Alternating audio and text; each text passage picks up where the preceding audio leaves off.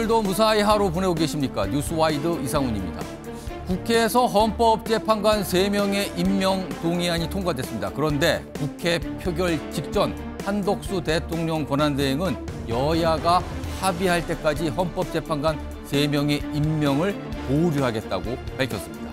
이런 상황에서 민주당은 그동안 밝혀온 대로 한 권한대행의 탄핵 소추안을 발의했고 내일 의결할 예정입니다. 이렇게 되면 대통령 권한대행의 권한대행이라는 사상 초유의 상황이 벌어질 전망입니다. 이런 주제들과 함께 저는 1분 뒤에 돌아오겠습니다.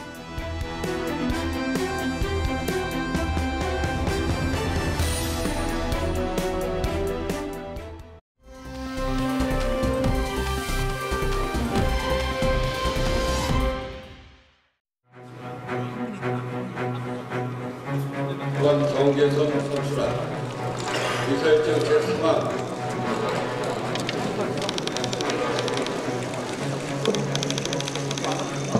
투표 결과를 말씀드리겠습니다. 먼저 헌법재판소 재판관 마은혁 선출하는 정계선 선출하는 조한창 선출하는 가결되었음을 선포합니다. 이번 헌법재판관 3인은 여야의 합의로 추천된 분들입니다. 절차에 따른 임명 행위를 두고 여야 합의를 핑계대는 것은 궁색합니다. 옳지도 않습니다. 자, 얼마 안 됐습니다. 국회 본회의가 열렸고요. 헌법재판관 3명 최근에 인사청문회 끝났죠. 그리고 오늘 임명 동의안이 처리가 된 겁니다. 표결 결과 좀 정리해 보겠습니다. 자, 이렇게 나왔습니다. 3명입니다. 마은혁, 정계선, 조한창 헌법재판관 총 195명이 오늘 표결에 참석했죠. 국민의힘은 당 차원에서는 표결 불참이었는데 밑에 보시면 일부 의원들은 표결에 참석을 했습니다. 자, 그래서 3명의 재판관 모두 총과가 돼서 전원 가결된 겁니다. 그럼 임명 동의안이 국회를 통과한 거죠. 그리고 표결에 참여한 국민의힘 의원 보시면 조경태, 김상우, 김혜지, 한지아 의원 4명이 지금 참석한 걸로 표결을 한 걸로 파악이 되고 있는 상황입니다. 자, 그런데요. 이 표결이 있기 직전 한덕수 대통령 권한대행 대국민 담화를 통해서 어떤 입장을 밝히죠.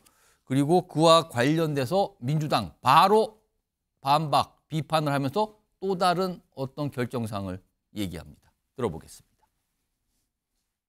국민이 분노하고 있는데 그냥 임명하면 되지 뭐가 문제냐고 말씀하시는 분들도 계십니다만 이 문제는 안타깝게도 그렇게 쉽게 답을 정할 수 없다는 것이 저의 고민입니다. 여야 합의 없이 임명된 헌법재판관은 단 한 분도 안 계셨다는 점이 그 자리의 무게를 방증합니다. 여야가 합의하여 안을 제출하실 때까지 저는 헌법재판관 임명을 보류하겠습니다. 가장 적극적인 권한 행사인 거부권 행사를 해놓고 가장 형식적인 권한 행사인 헌법재판관 임명을 거부한다는 궤변을 늘어놓았습니다. 한덕수 총리는 권한대행을 수행할 자격도 헌법을 수호할 의지도 없음이 분명해졌습니다. 민주당은 한덕수 총리 탄핵안을 즉시 발의하고 오늘 본회의에서 탄핵안을 보고하겠습니다. 오늘 본회의에서 보고하고 내일 본회의에서 한덕수 탄핵안 의결할 예정입니다. 자, 민주당은 한덕수 권한대행 오늘 나온 입장 이거 묵과할 수 없다. 그러면서 탄핵 소추 추진한다. 그리고 오늘 발의, 보고, 그리고 내일 의결하겠다고 했습니다. 내일 오후로 예상이 되는 거죠. 자, 그럼 이 상황이 어떻게 되는 건지 우선 지금 3분 나오셨는데요. 김상일 정치평론가, 그다음에 손정혜 변호사, 서정욱 변호사 자리에 오고 계십니다. 안녕하십니까? 안녕하세요. 우선 손정혜 변호사, 이게 지금 복잡해지고 있는데요. 우선 한덕수 대통령 권한대행의 탄핵소추안 가결 정족수가 어떻게 되냐. 그동안 한참을 여야가 대립했습니다. 의결 정족수를 놓고 서로 다른 주장을 하고 있는 건데 이거 정리 안 되지 않았습니까, 지금요?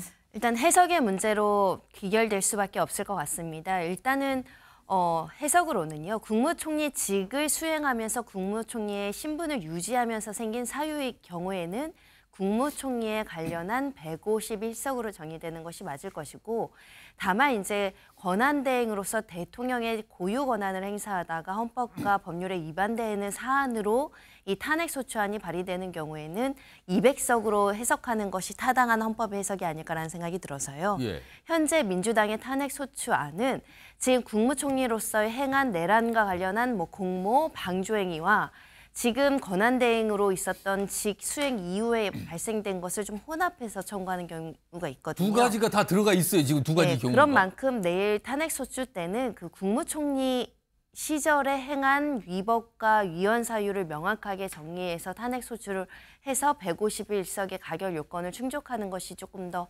나은 절차가 아닐까라는 생각을 하고 있는 것이고요. 예. 그렇지 않고 지금 거부권을 행사했다라던가 또는 이 헌법재판관을 임명하지 않았다는 부분은 논란의 소지가 있어 보입니다. 그럼 만약에 내일 의결이 됐는데 예를 들어서 찬성표가 190표가 나왔다는 예를 들어보겠습니다. 그러면은 한덕수 권한대행의 직무가 정지가 되는 겁니까? 정지가 안 되는 겁니까? 그러니까 탄핵소추 사유로 위헌 위법한 국무총리 시절에 국무총리의 어떤 행위를 문제 삼았다면 직무 정지가 합당하고요. 예. 특히 이 부분과 관련해서는 저희가 논란을 제기할 필요성이 굉장히 낮은 것이 결국은 국회에서 탄핵소추서를 헌법재판소로 송달해야 되죠. 예. 헌법재판소는 송달된 청구서를 가지고 탄핵심판 정본을 이제 당사자들한테 전달하고 탄핵심판 절차의 사건 번호를 부여합니다. 예. 즉 헌재가 이것을 받고 탄핵심판의 실질적인 사건 번호를 부여한다고 한다면 탄핵소추에 하자가 없다는 결정에 이르러서 이렇게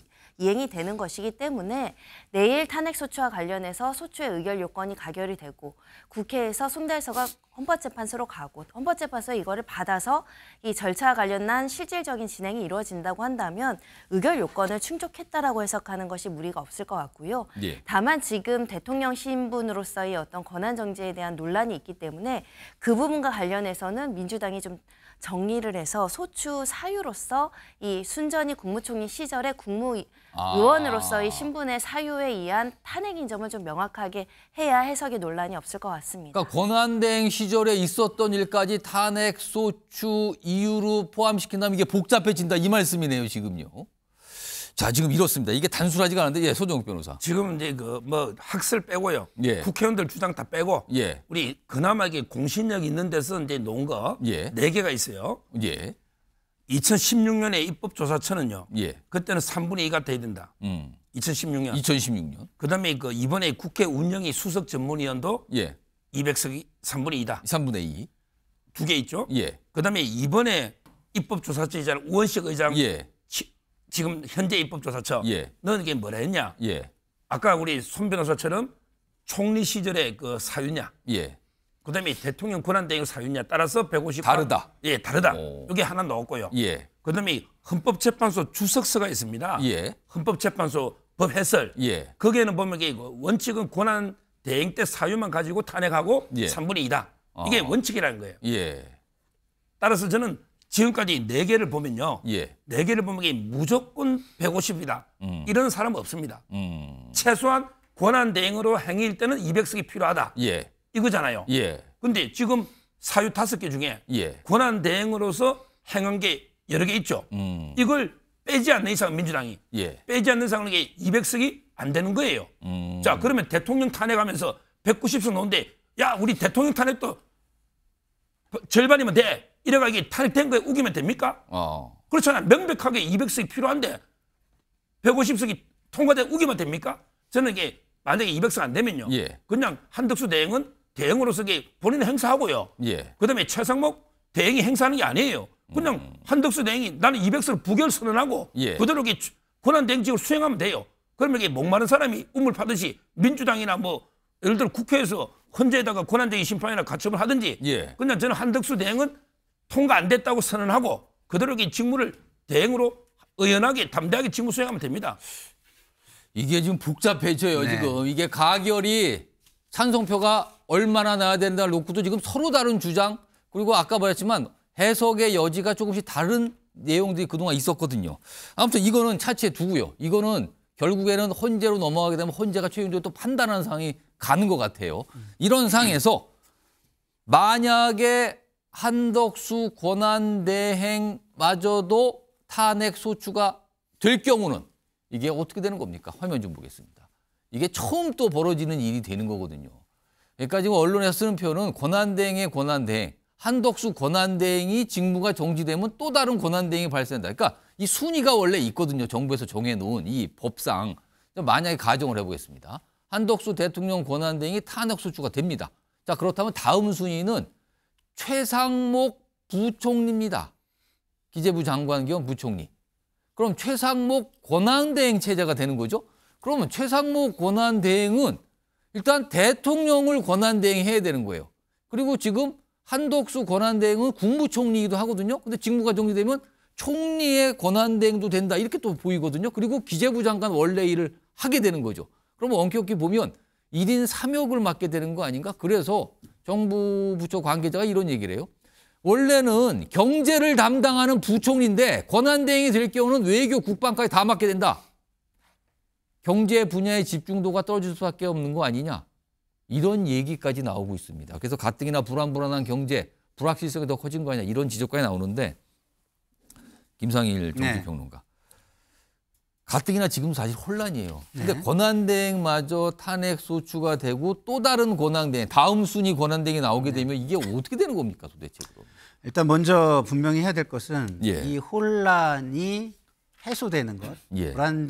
불확실성이 해소되는 것은 안정화까지 한다고 해서 해소되는 게 아니에요. 예. 정상화가 돼야 되는 거예요. 다시 말해서 대행 체제에 대해서 결론을 내줘야 돼요. 다시 말해서 탄핵이나 내란 수사에 대한 결론을 내줘야 예. 외국에서 볼 때나 이 나라는 이제 정상화가 됐다 이렇게 보는 겁니다. 예. 안정화라는 건 임시적인 거예요. 예. 우리가 환자가 병원에 가면 일단 수술을 하기 위해서 안정을 시키죠. 예. 그 수술하기 위한 안정일 뿐인 겁니다. 그건 임시 체제예요. 예. 그건 불확실성이 제거된 게 아닙니다. 예. 그러면 지금 우리가 국무총리와 그 국무위원 그리고 우리 국민이 신경 써야 될 거는 예. 이 나라를 정상화시키는 걸 하루빨리 하는 겁니다. 다시 말해서 탄핵에 대한 결정을 빨리 하고 예. 내란 범죄에 대한 수사 결론을 빨리 최소한 내는 게 예. 이게 가장 빠른 길이다. 이런 걸 예. 먼저 말씀드리고요. 근본적인 혼란이라는 거를 해결하는 게 방법이다. 그겁니다. 예. 그래서 임시적으로 대행 체제로 가는 게 혼란을 해소하는 거라고 얘기하는 거에 저는 동의하지 않고요. 첫 번째.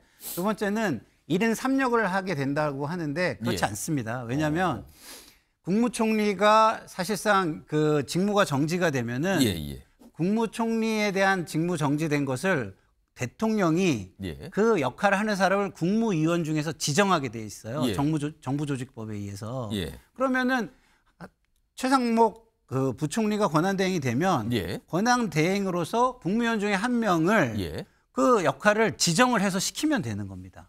직무대행을. 그러니까 국무위원들이 직무정지가 되면은 다 예. 그 아래로 직무대행을 할 수 있는 사람들이 있고 예. 국무총리의 경우에는 대통령이 지명을 해가지고 직무대행을 시키면 되는 거예요. 예. 그래서 그거는 제가 볼 땐 1인 3역을 할 필요는 없고 그리고 우리나라가 관료제를 선택하고 있잖아요. 예. 관료제라는 게 평상시에 어떤 일들을 수행하는 데는 아무 문제가 없습니다. 근데 거기에 의사결정자가 필요한 건 뭐냐? 예. 새로운 개혁을 한다거나 예. 새로운 방향으로 강하게 드라이브를 걸어서 추진을 해야 된다거나 이럴 때의 효율성이 떨어진다는 것이죠. 그러나 평상을 유지하는 데서는 관료제라는 것은 각자의 직무와 직위에 따른 직무가 다 정해져 있기 때문에 예. 큰 문제는 되지 않는다. 그렇게 얘기하면은 안정화라는 것은 예. 관료제에서 찾을 수가 있는 거예요. 문제는 이 국정을 정상화해가지고 해외로부터 그리고 우리 국민들로부터 불확실성을 빨리 예. 해소해줘야 예. 경제도 살 수 있고 그리고 외교 위기도 뭐 벗어날 수가 있고 예. 안보 위기도 벗어날 수 있는 겁니다. 그래서 지금 우리가 자꾸 지금 중간에 이런 과정을 마치 본질인 것처럼 얘기를 하는데 본질은 이 지금 혼란을 정상화시키는 것. 다시 말해서 비상계엄으로 초래된 대통령 탄핵 국면과 내란 범죄 수사 국면을 빨리 결론을 짓는 것으로 가는 것이 최선의 방법이다 이렇게 생각합니다. 근데 이건 팩트의 문제니까요. 예. 저 정부조직법 22조입니다. 예. 정부조직법 22조에 국무총리의 직무대행이라고 조문이 있어요. 예. 그래서 국무총리가 사고로 직무를 수행할 수 없을 때는 예. 기재부 장관이 겸임하는 부총리, 그다음에 교육부 장관이 겸임하는 부총리 예. 두 명이 가고 예. 그다음에 없을 때 대통령이 지명하는 국무위원, 그다음에 지명이 없을 때는 원래 계급 순서로 따라서 이게 일단은 1인 3정이 저는 맞다고 봅니다. 일단 부총리가 맡게 아니죠. 된다. 권한 대행으로서 하면은 아까 이주호 부총리가 할 수 있는 것이고요. 알겠습니다. 거기서 안 알겠습니다. 되면은 지명을 할 수 있는 거죠. 그러니까 권한대행의 판단이 있다. 근데 일단은 역할이 늘어나게 되는 거예요. 권한대행을 또 맡게 되니까 이게 굉장히 어려운 거 아니야 이런 얘기가 나오고 있습니다. 자, 그런 가운데 내일 표결이 잡혀 있는 거죠. 지금요. 이 탄핵소추와 한덕수 권한대행 탄핵소추. 그런데 사실은 본회의를 주재하는 국회의장 쪽에서는 이 정족수에 대해서 아직 미정 상태다. 정해진 바 없다. 뭐 이런 얘기까지 지금 하는 걸로 좀 알려지고 있는 상황이에요. 자, 그런데요. 최근에 민주당 내에서 나온 목소리가 최상목 부총리에 대해서는 약간 결이 다르게 평가하는 목소리가 어제 오늘 나왔습니다. 들어보겠습니다. 최상목 부총리도 그 국무회의에 참석을 했었잖아요. 최상목 경제부총리가 관련된 부분에 있어서 네. 분명한 반대 입장을 했다라고 하는 부분이 있고 또 하나는 우리가 너무 이제 일단 가정을 해서 모든 일을 얘기하기보다는 일단 한덕수 총리와 관련된 이 탄핵의 문제가 매듭이 져야 되는 거 아니겠습니까? 본인이 제일 먼저 강하게 비상계엄을 반대했다고 주장하고 있고 예. 그것에 대해서 이의가 없어요. 예. 또 가장 먼저 국무회의장을 뭐 5분짜리긴 하지만 5분짜리에서 얼마만 1분만 나오셨는지 모르겠지만 가장 먼저 뛰쳐나왔다고 해요. 예. 그런 점은 적어도 평가해 줄 만하다는 건 분명하고. 저런 얘기가 나오는데 소영 변호사. 지금 민주당에서는 차라리 한덕수 권한대행보다 최상목 부총리가 권한대행이 되는 게 차라리 낫다 이렇게 판단하는 걸까요, 지금? 예, 저분이 그 서울고대 졸업해서 행시 붙었어요. 예. 강만수 기재부 장관 때 그 특별 보좌가 역부터 해서 예. 기재부의 요직을 다 거쳐온 이런 분이에요. 지금 따라서 이제 그 상당히 평소에 원칙 이런 데 법리를 중시하는 분입니다. 예. 아마 이제 그 총리가 이번에 한덕수 대행이 임명을 안 했잖아. 합의가 없다 해서. 예. 근데 저분이 갑자기 대행이 된다 해서 그러면 내가 헌재 재판관 3명을 임명할까요? 아. 더군다나 이게 원래는 장관급이에요. 예. 장관급이 갑자기 저는 임명 안 한다고 저는 보거든요. 예. 결국은 그 한덕수 대행하고 정책에서 차이가 없을 거예요. 아마 이게 민주당의 희망 사항으로 뭐 좀 다르겠지. 이거는 그 희망에 불과할 거예요. 김상희 프로가 만약에 네. 한덕수 권한대행이 탄핵 소추가 다 직무가 정지되면은 최상목 부총리가 권한대행을 맡게 되는 거잖아요. 네. 근데 민주당에서 원하는 건 최상목 부총리가 권한대행이 된다면 헌법재판 3명을 임명하라 이거잖아요. 그쵸. 근데 만약에 최상목 권한대행이 됐는데 임명을 하지 않으면 또 다른 탄핵 소추에 또 들어가는 겁니까, 그럼? 그거는 쉽지는 않을 것 같습니다. 왜냐하면 한덕수 국무총리의 경우는 오늘 김용현 전 국방부 장관도 얘기했지만 예. 계엄에 대해서 사전에 알고 있었다라는 거잖아요. 뭐 보고를 받았다, 네. 보고했다 뭐 이런 얘기가 그러면 나왔어요. 국무회의를 소집한 거 이런 것들이 다 동조 행위잖아요. 그러니까 내란죄의 공범의 혐의가 훨씬 짙어진 겁니다. 그래서 그걸 가지고 탄핵할 수 있는 것이죠. 예. 근데 최상목 부총리 같은 경우는 거기 들어가서 명시적으로 반대한 두 사람, 예. 최상목 조태열 외교부 장관 예. 두 사람 중에 한 사람이고요. 그리고 대통령이 그 국무회의장을 나가자마자 쫓아나가면서 그 한덕수 국무총리한테 같이 막자고 이렇게 예. 제안한 사람으로 저는 알고 있어요. 그러니까 적극적으로 반대 의사를 표현했다. 적극적으로 막으려고 한 행위자라고 저는 알고 있기 때문에 예. 훨씬 이거에 대한 그 판단을 이성적인 판단을 하고 있는 사람이라고 보고요. 그리고 저희 서울대 법대를 나왔잖아요. 예. 그렇기 때문에 법적 해석도 저는 훨씬 더 잘 하고 있다고 봅니다. 우리 헌법 111조 지금 사망이 문제잖아요. 예. 거기에 보면은 헌재재판관 9명을 구성하는데도 상권 분립의 원리를 집어넣고 있습니다. 예. 대법관이 3명 지명하고 국회가 3명 지명해라. 예. 그럼 대통령은 자기 지명하는 3명 빼고는 임명한다로 돼 있어요. 임명한다. 예. 이게 민주주의의 원칙을 거기에 넣은 겁니다. 예. 상권 분립에. 근데 이걸 지명하지 않으면 의무조항을 해태한 것이 되고 예. 상권 분립이라는 민주주의의 가장 중요한 원칙을 훼손한 게 되는 거예요. 굉장히 예. 위헌적 발상입니다. 반민주적 발상이고요. 근데 최상목 부총리는 그렇게 저는 판단하지 않을 거라고 생각하고요. 약간 기대를 말씀하시는 건가요, 그거는? 아니 저도 제가 기재위만 예. 20년 가까이 잘 했잖아요. 아실 거 아니에요. 잘 알죠. 예. 그래서 그리고 또 하나는 지금 여야가 합의하라고 지금 한덕수 부총리는 합의해서 얘기하는데 오라고 했어요. 합의해서. 이거는요. 국회가 스스로 그 의사결정을 하는 의결 절차를 무시한 말이에요. 국회가 의사결정을 어떻게 합니까? 제도가 있잖아요. 제도에 따라서 의사결정을 했는데 예. 그걸 합의해라고 말하는 것은 또 국회의 권한을 침해하는 삼권 분립을 또 이것도 훼손하는 행위예요. 알겠습니다. 그렇기 때문에 저는 안 된다고 생각하고요. 그리고 마지막으로 최상목 부총리는 최순실 국정농단 사건 때 예. 어마어마한 고초를 겪었어요. 사실상 자기는 전통 관료인데 안종범이라고 그때 수석이 계셨잖아요. 예. 그 수석이 그 정치권에서 들어오신 분이에요. 교수 출신이지만. 근데 지시하는 거를 관료로서 안 따를 수 없어서 따랐다고 해가지고 예. 굉장히 뭐랄까 승진해서 배제되고 뭐 그 많은 본인이 어떤 커리어나 이런 데서 불이익을 엄청나게 많이 받았습니다. 예. 그래서 그래서 이런 부분을 그때 충분히 법적으로 이미 경험과 그때 법적 검토와 이런 게 다 돼 있는 사람이에요. 그렇기 때문에 지금 이 상황에서 무엇이 가장 중요한지를 잘 판단하고 있는 분입니다. 당연히 그렇기 때문에 임명할 거다. 임명하고 적어도 내란 특검은 지금 빨리 이루어져야 된다는 생각을 지금 가지고 있을 겁니다. 그렇게 전망을 하시는데 만약에 최상목 권한대행이 된다면 그런데도 헌법재판관 임명을 안 하면 어떻게 되는 거예요? 민주당은 어떻게 대응을 합니까 그때? 뭐 그러면은 또 그 건을 가지고 위헌성을 따져가지고 예. 또 이제 거기에 대해서 뭐 정치적 압박부터 시작해가지고 할 수 있는 걸 찾아 나가겠죠. 그러나 뭐 저는 서정욱 변호사의 희망사항과 다르게 저는 예. 다르게 판단합니다. 알겠습니다. 이런 상황이다. 지금 복잡하죠. 이게 초유의 일이 자꾸 벌어집니다. 이런 상황에서 오늘 국민의힘에서는 헌법재판관 임명과 관련해서 그동안 권한쟁의 심판하겠다. 이것도 헌재로 가는 거예요. 이걸 하겠다고 얘기했고요. 오늘 권성동 당대표 권한대행이 뭐라고 설명을 좀 했습니다. 들어보시죠.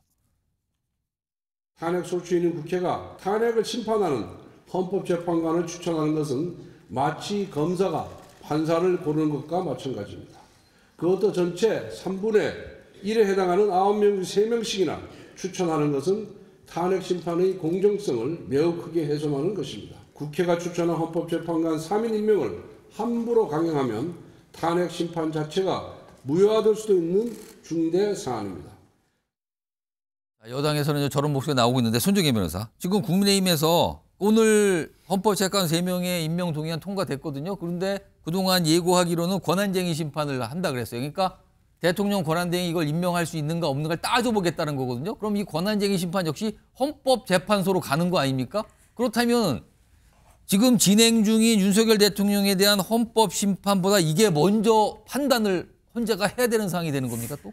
권한쟁의가 실제 들어오면 판단을 해야 될 것으로 보이고 권한쟁의 심판은 가처분도 할 수 있는 종류의 심판 절차이기 때문에 가처분도 제기할지는 좀 지켜봐야 될 것 같은데요. 예. 권한쟁의 심판은 기관과 기관 간 또는 뭐 지방자치정부와 기관 간 이렇게 헌법기관들이 권한을 서로 침해당했을 때 하는 거잖아요. 예. 근데 지금 주장하는 것은 대통령의 권한인데 국무총리 권한대행이 하는 것이 침해를 했다라는 겁니다. 그럼 침해를 받은 사람은 대통령이니까 청구인 자격이 대통령이 돼야 되는 것이 온당한데 현재로선 대통령이 지금 청구한다라는 것도 아니고 그러다 보니 청구인 적격도 지금 성립하기 어려운 측면이 있고 더군다나 대통령이 임명한다라고 되어 있고 오늘 대법관을 헌법재판소와 유사한 대법관도 대법원에서 이 권한대행이 임명을 하더라도 적법하다, 헌법질서 위반되지 않는다는 내용이 나왔습니다. 어느 정도 법리적으로 너무 명확한 사안이기 때문에 권한쟁의를 가더라도 실제 원하는 결과가 나오지 않을 가능성이 매우 높고요. 이미 헌법재판소에서 권한대행이 임명할 수 있다라고 입장을 발표했고 후보자 3명도 이론의 여지 없이 헌법재판관 권한대행이 임명할 수 있다라고 입장이 나온 마당에 어떤 권한의 침해가 있었는지에 대해서 좀 의문인 점이 있습니다. 그거 하겠다는 게 아니고 제가 이제 그 취재 알기로는요. 보세요, 그 3명은요 국회가 임명하는 거예요. 국회가 추천하는 거죠. 그걸 추천하는 거죠. 임명은 대통령이 하고요. 근데 그 민주당이 추천한 게 아니잖아요. 국회가 추천하잖아요. 국회 추천이에요. 근데 지금 민주당이 일방적으로 3명 일방적으로 인사청문회가 통과시켰잖아요. 원래 그 합의할 때는요. 뭐냐면 이게 원래는 한 명 추천하고요. 한 명은 이제 그 합의하는 게 관행이었는데 민주당이 의석수가 좀 많다고. 민주당이 2명을 지금 추천한 셈. 2명을 고집했는데 예. 그때 이제 조건이 붙었어요. 뭐냐면 대통령이 헌재 소장은 국회 동의를 받아 임명하거든요. 예. 그러니까 헌재 소장 동의 절차를 협조를 해달라. 대통령이 임명할 때 예. 이런 게 조건 하에 합의가 됐던 거예요. 근데 지금 헌재 소장은 안 해주잖아요. 예. 문영배 대행이 하고 있잖아요. 예. 따라서 그 합의는 이미 깨진 거예요. 그러면 새로 한 명 한 명하고 이게 한 명을 합의해야 되잖아요. 근데 일방적으로 3명 해가지고 옛날에 합의한 거 가지고 자기들에게 소장 부분은 딱 빼버리고 일방적으로 인사청문회하고 일방적으로 표결했잖아요. 이게 국회 추천 과정에 여야가 같이 추천해야 되는데 야당의 권한이 침해됐다. 아마 이런 권한쟁의 심판을 하겠다. 이야기를 계속 했었고요. 저는 그거는 한번 이게 따져봐야 돼요. 그다음에요. 아까 우리 김상일 평론가가 이제 헌법 이야기하면서 뭐 삼권분립 이야기했죠. 예. 그러면 그냥 국회가 3명을 뽑는다 하면 끝나지. 왜 뽑으면 또 이게 대통령이 임명하게 헌법은 왜 또 그랬을까요? 그냥 삼권분립이면 대법원장이 3명을 임명하고 국회가 3명을 선정하고 그다음에 대통령이 3명만 임명하고 예. 이렇게 하면 되는데 왜 모든 9명을 대통령이 임명할까요? 이 임명권은 형식적일까요? 예를 들어 결격자가 말도 안 되는 결격자가 국회에서 통과돼서 그러면 이게 대통령이 그냥 따라 임명해야 될까요? 저는 그래 안 봅니다. 우리 얼마든지 대통령의 임명권에 저는 검증할 수 있다고 해요. 지금 말씀하시는 분들이 말이 안 되는 다툼 게 대상을 나왔어요. 다툼. 네. 예, 말이 안 되는 게 말씀하세요. 그러면 대법원장은 왜 대통령 임명해요? 상권 분립의 장인데. 그거는 대통령의 어쨌든 권위를 존중해 주는 거예요. 그러나 권위를 존중함에도 불구하고 그 권한이 너무 막강하기 때문에 예. 그 안에서 상권 분립적인 요소를 넣어가지고 그걸 제한하자는 의미가 담겨 있는 겁니다. 예. 임명한다고 해가지고 어떻게 그렇게 얘기하면 처음부터 추천이나 이런 것도 임명도 대통령이 다 하지 왜 그러면 국회에서 하라고 합니까? 자, 지금요. 지금 방송을 보시는 시청자 여러분도 굉장히 혼란스러우실 것 같아요. 처음 보는 일들의 연속이 지금 벌어지고 있거든요. 그렇다 보니까 의견이 대립되고 해석이 충돌하고 서로 다른 주장들이 격돌하고 이런 모습들이 반복적으로 나타나고 있습니다. 지금. 내일 잡혀있는 한덕수 권한대행에 대한 탄핵 소추안 처리 역시 그 이후에도 이게 쉽사리 대립과 주장과 주장의 격돌은 그칠 것 같지는 않아요. 자, 이 주제 요령대로 좀 정리하고요. 다음 이슈 넘어가 봅니다. 키워드 있습니다. 여론전 물음표가 찍혀있죠. 김용현 전 국방장관 지금 구속 수감된 상태에 있는데 오늘 김용현 전 장관 변호인들이 나와서 기자회견을 열었는데 여기서 몇 가지 주장들이 지금 나왔죠. 몇 가지 화면으로 좀 정리해 보겠습니다. 첫 번째입니다. 이런 얘기를 합니다. 그러니까 계엄에 대해서 이번 계엄은 국회의 반헌법적 행태에 대한 경종을 울리는 목적이다. 경종 목적이다. 그러니까 대통령이 적법하고 정당한 비상계엄을 선포를 한 건데 이건 내란이 아니다. 경종 목적이었지 내란이 될 수 없다. 이런 주장을 일단 합니다. 다음 하나 더 보죠. 대통령이 계엄은 일반 국민을 향한 것이 아니라 아까 경종을 울린다 그랬잖아요. 그래서 포고령의 국민통행 금지는 삭제하도록 지시했다. 이런 설명, 이런 내용까지 오늘 밝힌 상황입니다. 일단 이 내용은 내용이고요. 이 두 분께 손정욱 변호사, 그다음에 김상일 평론가께 어떻게 보면 이게 장애 여론전이거든요. 어떤 뭐 법정이나 어떤 예를 들어 수사기관에 가서 한 얘기가 아니라 일반 국민들 향해서 나와서 얘기하는 거거든요. 이거 지금 여론전 시작한 겁니까 지금 그럼? 이거 어떻게 봐야 됩니까? 지금 핵심은 이제 내란이냐 아니냐죠. 예. 우리 허영 교수라고 있죠. 예. 헌법학계 태두입니다. 예. 이분이 일간지 칼럼에 뭐랬냐. 동서와 고금의 어느 나라 어느 시대를 불문하고 예. 대통령이 계엄이나 비상대권을 행사했는데 이걸 내란으로 의율한 예는 없다. 예. 동서와 고금의 어떤 경우도. 예. 제가 찾아봐서 옛날에 우리 내란 계엄 선포가요. 이승만 대통령 때 계엄이 엄청나게 많았어.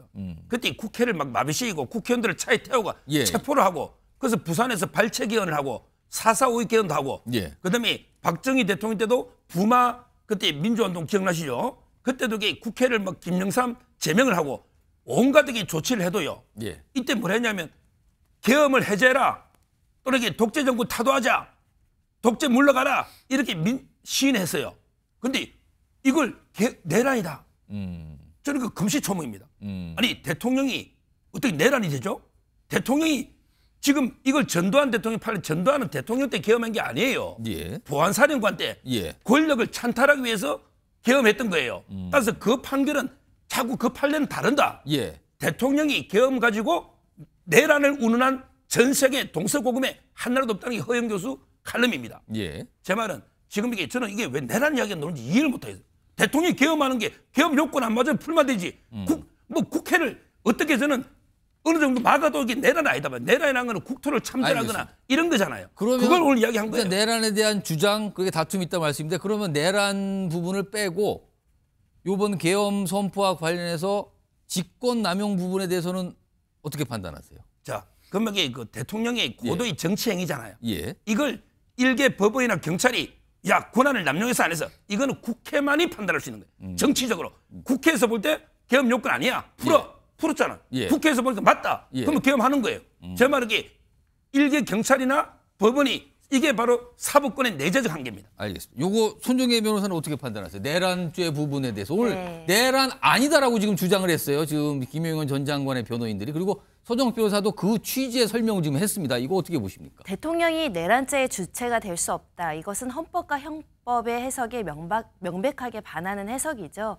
우리 대통령의 형사불소추 특권을 보시면 대통령이 내란과 외환의 죄를 범할 때를 제외하고 불소추 특권이 있다고 하는 겁니다. 즉 우리 헌법은 대통령도 내란죄의 주체가 될 수 있기 때문에 이런 경우에는 불소추 특권을 주지 않겠다라고 명시하는 거는 내란죄도 대통령이 주체가 될 수 있기 때문에 그걸 열어두고 조항을 만든 거죠. 헌법상의 대통령이 소추될 수 있는 사례를 내란 외환이 들어있는데 그래서 헌법에 규정한 거다, 그 부분을. 네, 그리고 우리가 그 계엄과 관련한 내란죄 판결이 그렇게 많은 것도 아닙니다. 다 읽어보시면요. 예. 현재의 경찰력으로 수습이 불가능할 정도의 어떤 군 병력이 필요한 비상상태가 아님에도 불구하고 군사상 이렇게 병력을 유지해서 하는 경우에는 내란죄가 성립한다라고 하고 있고요. 우리가 법치주의 이야기하잖아요. 제 의견을 말씀드리는 게 아니라 전쟁이 터지면 장수가 돼야 되는 국방부 장관이라는 신분분이 지금 긴급 체포돼서 구속영장이 법원으로부터 발부됐습니다. 예. 그만큼 범죄의 중대성을 법원에서 인정했다는 거고 아무리 여론전을 펼쳐도 법원을 향해서 체포 구속 적부심이나 구속 적부심을 하지 못하고 있습니다. 예. 내가 이렇게 억울하고 내란죄 성립 요건이 전혀 안 되는데 억울하게 지금 구속된 거라면 구속 적부심에서 풀려나야 되는 것이 온당하죠. 하지만 이후에 경찰청장, 주요 직위에 있는 군 지휘부들 줄줄이 구속되고 있습니다. 그만큼 법원에서 어느 정도 논란이 없이 범죄의 소명이 된다라는 일견의 판단이 나왔음에도 불구하고 일부 소수 의견으로 내란죄가 성립하지 않는다고 여론을 호도하는 것은 온당치 않다라고 생각하고요. 물론 모든 사건에 100% 전원일치 의견이란 건 없습니다. 항상 소수 의견은 판결에도 기재가 되거든요. 근데 소수 의견이 있다라고 하더라도 다수 의견으로 지금 체포영장과 구속영장이 발부되는 이 시국의 중대성을 간과해서는 안 된다고 생각합니다. 예, 김상일 저도 변호사. 좀 보태고 싶은데요. 일단 허영 교수님이 권위자인 건 맞습니다. 예. 그렇지만 그분이 처리는 아니에요. 지고지선한 게 아닙니다. 많은 다수의 법조인들이 예. 허영 교수님하고 다른 의견을 내고 있는 분들이 더 많아요. 그러면 그분들은 뭐 무시돼도 되는 그런 허영 교수님만 존중돼야 되는 그런 사회를 우리가 살고 있는 건가요? 그렇지 않습니다. 그리고 좀 전에 얘기를 하셨는데 동서고금에 이런 적이 없다고 얘기하죠. 동서고금에 민주주의에 꽂힌 선거를 통해서 뽑힌 선출직 국무위원들을 반국가 세력으로 규정하고 그들을 척결하기 위해서 군대를 동원한 적이 있나요? 그건 민주주의 자체를 부정한 거예요. 아주 국무위원이 아니라 국회의원 국회의원 국회의원을 말씀하신 거죠. 선출직 국회의원들을 그렇게 척결의 대상으로 삼아서 계엄을 선포하고 군대를 보내고 한 적이 있나요? 동서고금에 이런 적이 없어요. 그렇기 때문에 허영 교수님은 이 사안에 대해서 뭐 그렇게 권위자라고 보시기도 어렵습니다. 다 똑같이 우리는 처음 맞이하는 사안이에요. 그럼 많은 사람들이 얘기하는 것도 경청하셔야 된다 이런 생각이 들고요. 처음 질문으로 돌아가서 김용현 전 국방부 장관이 변호사를 통해서 이런 걸 하는 건요. 회견을 했어요. 회견을 하는 건요. 정말 자기 잘못에 대한 반성이 하나도 없는 아주 악질적인 범죄 피의자라는 거를 보여주고 있는 겁니다. 왜? 이 목적이 뭐겠습니까? 강성 지지층을 선동해가지고 사회 혼란을 유도해가지고 자기 범죄에 대한 어떤 판단을 늦추거나 다른 데로 본질을 호도하기 위한 시도 아닙니까? 저는 그렇게 보여져요. 아주 악질적인 분이다 이런 생각이 듭니다. 지금 이런 상황에서 오늘 기자회견이 있는데 이 기자회견을 놓고도 좀 여러 가지 예의가 있었어요. 왜 그런가 하면요. 특정 언론사만 취재를 와라. 그리고 어떤 언론사들은 안 된다. 약간 선별을 하는 모습이 있었거든요. 그와 관련된 영상 좀 확인해 볼까요?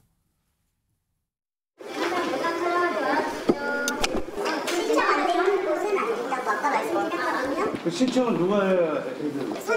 사전에 다 받았습니다. 카메라 내리세요. 카메라 내리세요. 방해하지 마세요. 기자에게 방해하지 마세요. 그러니까 그 사전 신청을 받는 기준을 한번 알려주세요. 어떤 기준으로 사전 신청을 받으신 거예요? 제가 낸 지침이 있습니다. 그 지침이요. 지침을 말씀드릴 수는 없습니다. 제 보안상. 이거를 들어야 되는 거 아니에요? 아니요, 저희가 아까 보니까 특정 언론. 저희도 언론들이 원칙에 따라서 아니요, 우리가 다 하지 마. 업무방해니까 가시라고.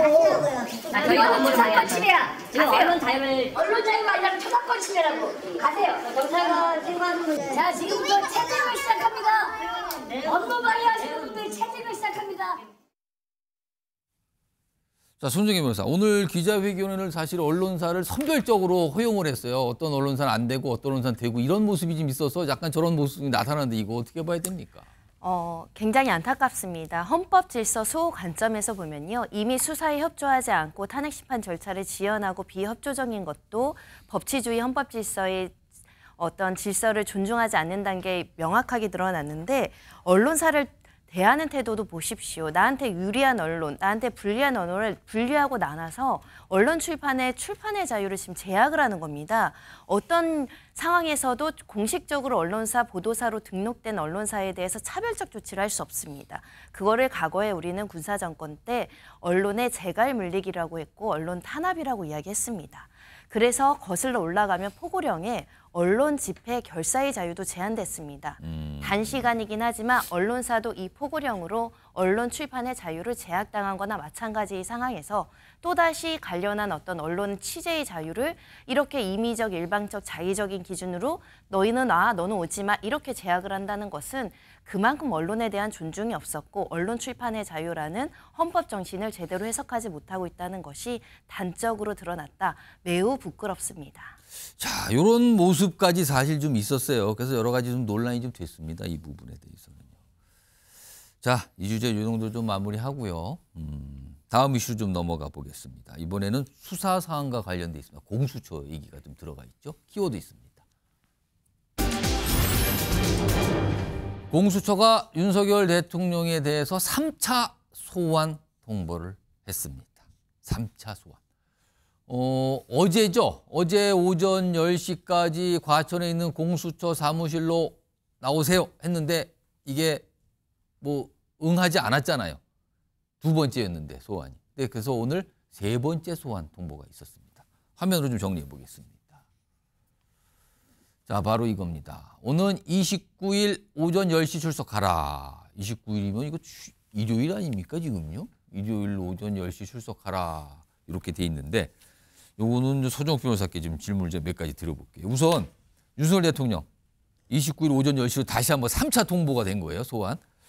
이번에는 출석할 걸로 봐야 됩니까? 아니면 이 역시 출석을 안 할 걸로 좀 전망을 해야 되는 겁니까? 안 할 걸로 봐요. 안 할 걸로. 왜냐하면 이게 공수처가 수사할 수 있는 게 그 수사권이 없어요. 관할권이. 지금 공수처는요.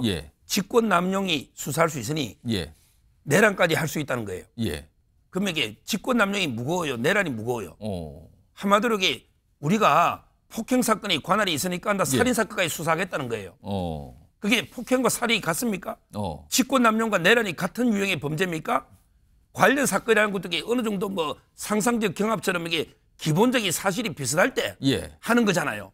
지금 민주당 이재명 대표가 왜 강백신 검사를 탄핵하려 하죠?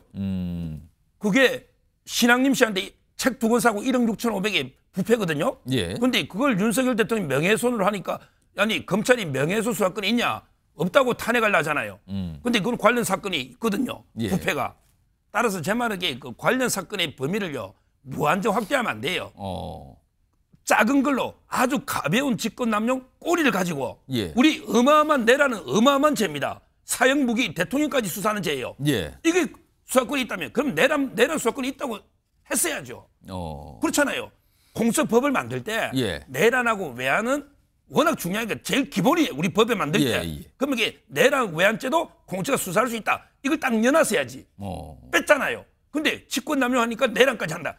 이게 말이 됩니까? 우리 법조인들이 볼 때는 그러면 이게 공수처법을 만들 때 내란 외환도 넣어놔야 된다니까. 왜? 가장 중요한 죄부터 넣어야 되잖아요. 그거 안 넣었잖아요. 그러니까 내란죄로 수사를 하는 상황이니까 그거에 응할 수가 없다. 요 말씀이잖아요, 지금요. 그렇죠. 그럼 직권남용은 근데 지금 특권이잖아. 일각에서 나오는 얘기는 윤석열 대통령이 지금 변호인단 구성을 못 하고 있다. 실질적으로. 그러니까 변호인이 구성이 돼야 대응을 하고 수사를 응할 텐데 그게 안 돼서 못 한다는 이런 얘기까지 나오고 있는 상황인데 그거는 맞습니까? 그거는요. 형사하고 이제 헌법재판을 구별해 봐야 돼요. 형사재판은 대통령이 검찰총장 출신이에요. 그 김홍일 그분도 이게 검사장 중수부장 출신이에요. 검찰 변호할 사람은 이게 많아요. 대통령이 그냥 나가 돼요. 다만 이게 헌법 전문가, 고도의 헌법 전문가 실무 이런 분을 구하는데 좀 이게 어려움이 있어요. 그런데 대통령은 헌법재판부터 먼저 했어. 그럼 이게 내란인지 아닌지 탄핵이 되는지 대통령이 복귀하는지부터 봐야 되잖아요. 수사는 그 다음이잖아요.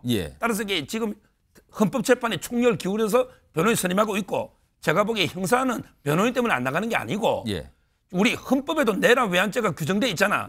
이렇게 중요한 죄면 공수처법에 있다면 내란 외환부터 넣었을 거라니까요. 있다면 뺐잖아요. 내란 외환 안 된다고. 그럼 알겠습니다. 그러면은 지금 공수처나 검찰이나 엄격히 따지면 내란죄에 대한 수사권이 없어요. 그리고 그 내란죄 수사권은 경찰만 갖고 있습니다. 그렇습니다. 그럼 예를 들어서 경찰의 국가수사본부가 소환하면 그건 응할 수 있다 이 말씀인가요? 경찰이 이제 뭐 요구하면 그런 게 따져봐야 되는데 일단 소환에 가는 것보다는 경호상 협의를 해야죠. 경호상 이게 경호는 지금도 그대로 이게 작용되잖아요. 유지되고 있습니다. 그러니까 제 말은 이게 오라가라보다 그럼 경찰이 뭐 어디서 이게 우리가 제3의 장소에서 한다든지 협의를 해볼 수 있을지 모르겠는데 지금 근데 경찰은요. 체포영장 영장 청구권이 없어요. 그래서 이게 공조보이라고 만들어낸 거예요. 근데 공조는 말 그대로 공조수하지 한 기관이 아니잖아요. 별도의 기관이잖아요. 따라서 이게 공수처가 체포영장 운운하면서 이게 계속 압박하는 거는 이건 명백한 월거이다. 알겠습니다. 그럼 하나 더 물어보죠. 사실은 오늘쯤에 윤석열 대통령이 입장을 낼 수도 있다는 얘기가 나왔는데 아직까지는 없어요. 그럼 내일 정도에 윤석열 대통령의 입장이 공개될 가능성이 있습니까? 그 부분은 제가 확인을 못해요. 그거는 답을 못하겠습니다. 저도 이게 잘 모르겠어요. 그 부분은 아직 시제가 아직 구분까지 안 됐어요. 알겠습니다. 자, 일단 공수처가 3차 소환을 통보한 상태입니다. 그리고 날짜를 29일 오전 10시로 다시 잡았어요. 지금 소정욱 변호사 말로는 소정욱 변호사께서는 그쪽 윤석열 대통령 변호인 측과 조금 어떤 연락이나 그 얘기를 듣는 걸로 좀 보통 통하고 있죠. 근데 아마 출석을 안 할 거다 이런 전망을 내주셨는데 이런 상황에서요. 어제도 그렇고 오늘도 그렇고 윤석열 대통령에 대한 체포영장 청구 얘기가 민주당에서 어떤 요구처럼 좀 나왔어요. 그리고 또 그거에 관해서 지금은 체포영장보다는 다른 걸 생각해야 된다는 얘기도 또 민주당에서 나옵니다. 들어보겠습니다. 지금도 아직도 윤석열은 주술 속에서 점쟁이들 얘기 듣고 무속적으로 나는 시간만 벌면은 넘길 수 있다.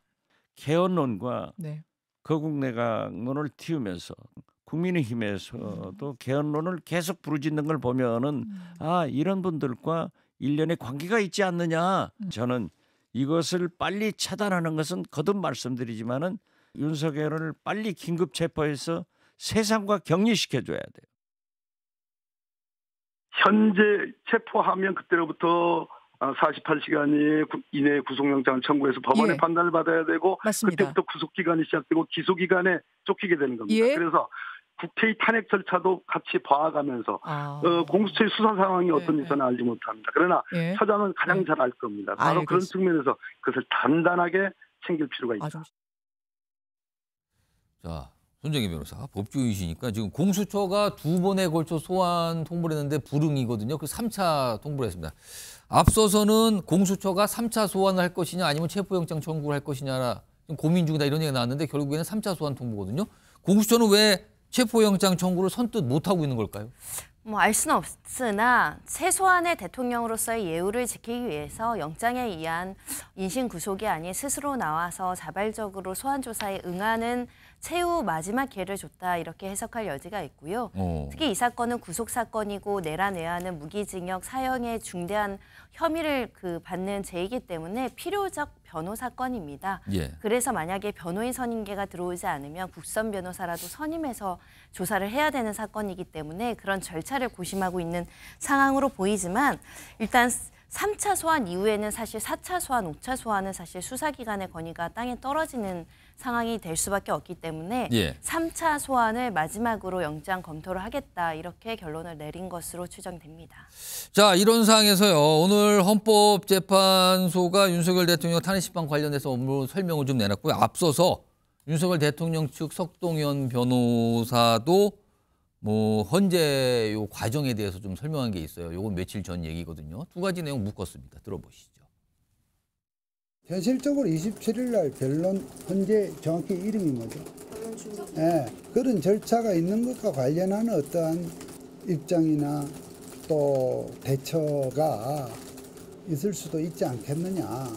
기본적으로 대통령은 이것을 회피하거나 불응하거나 거부하거나 그런 것은 아닙니다. 필요한 시점과 단계에 가면 대통령이 또 본인의 또 직접적인 육성으로도 입장 설명이 될 수 있는 부분이기 때문에. 지난 12월 24일 국회 소추의원 측은 서증과 증인 신청 등이 포함된 입증 계획과 증거 목록을 헌법재판소에 제출하였고 대리인 위임장도 추가로 제출되었습니다. 피청구인 측으로부터 접수된 서면은 없습니다. 자, 김선희 평론가. 지금 앞서서 윤석열 대통령 측에서는 수사보다는 탄핵 심판이 우선이다. 거기를 먼저 대응하겠다는 얘기를 꺼내놨거든요. 그런데 지금 헌재 설명에는 윤석열 대통령 측에서 접수된 서류가 없다. 접수를 안 하고 있다 지금. 이거 어떻게 된 겁니까? 기본적으로 법 질서를 지킬 마음이 없고 수사에 협조할 마음이 없는 거죠. 말로는 당당하게 임하겠다고 했는데 대통령이 거짓말을 지금 한두 번 우리가 확인한 게 아니잖아요. 국민들이. 김건희 여사의 도이치모터스 사건부터 시작해서 비상계엄 관련해가지고 군인들과 관련된 것까지 한두 개를 우리가 확인한 게 아닙니다. 자, 이 사건에서 가장 중요한 거는 비상계엄이 촉발한 이 국민적 국가적 혼란을 해소할 자세가 돼 있느냐가 가장 중요하다고 저는 봐요. 좀 아까 우리 서정욱 변호사님께서 수사 권한에 대해서 말씀을 많이 하셨잖아요. 자, 기본적으로 검찰도 이 수사를 했습니다. 법원에서 영장을 내줬어요. 수사는 하라는 얘기입니다. 근데 법원에서 다시 그럼에도 불구하고 논란의 여지가 있다고 했어요. 그러면 해소할 수 있는 방법을 찾는 게 바른 자세 아닙니까? 그래서 특검을 빨리 통과시켜야 되는 거예요. 근데 특검 통과시킬 생각은 안 하고 문제 있다는 소리만 합니다. 그럼 뭐예요? 문제를 해결하지 않고 계속해서 이거를 시간을 끌어가지고 혼란을 계속 일으켜가지고 이 위기를 어떻게든 반전시켜 보려는 아직도 내란 동조적 사고를 가진 사람들의 저는 사고고 행동이다 이렇게 생각할 수밖에 없습니다. 손정욱 변호사. 지금 이제 법을 어긴 거는 헌법재판소입니다. 자, 송달 형사재판 절차에 따르죠. 이재명 재판 절차하고 똑같다 보면 돼요. 그러면 이게 기록을 먼저 송달을 시키게 돼요. 그리고 이제 항소 이유서는 20일 줍니다. 그러면 이게 답변서를 변호인 선임하고 내려면 한 20일 주고 그리고 나서 날짜를 잡아야 돼요. 그런데 이번에 헌재는 어떻게 거꾸로 했죠. 오자마자 날짜를 27일 잡았어요. 그리고 송달을 하려는데 이재명 대표는 2번 안 받아서 집행관 송달과 공송달을 했죠. 그런데 송달 됐다고 우겨. 경호처가 돌려보냈는데 송달부터 이게 문제가 있죠. 그다음에 변호인 선임해서 답변서 내는 게 일주일 이게 가능합니까? 제 말은 이재명 재판 절차처럼 송달부터 적법하게 시키고 그다음에 한 20일 정도 주고 그다음에 날짜를 잡아서 차근차근 정의신문하고 마지막에 피고인신문 대통령이 출석하는 거예요. 이렇게 해야 되는데 헌재는 거꾸로 하는 거야. 두세 달 왜? 4월 18일 날 대통령 지명 2명이 나가니까 그 전에까지 끝내야 된다. 우리 옛날에 박근혜 대통령 때 유영한 변호사도 있지만 박근혜 대통령 어떻게 했어요? 이정미 재판관이 3월 13일 날 나가니까 어떤 특정 재판관을 염두에 두고 졸속으로 정인 조사 기회도 안 주고 막 했잖아요. 지금 이게 그 잘못 180일입니다. 이재명 대표 3개월이에요. 근데 왜 이재명 대표보다 빨리 진행하죠? 180일이에요. 그것도 훈시규정.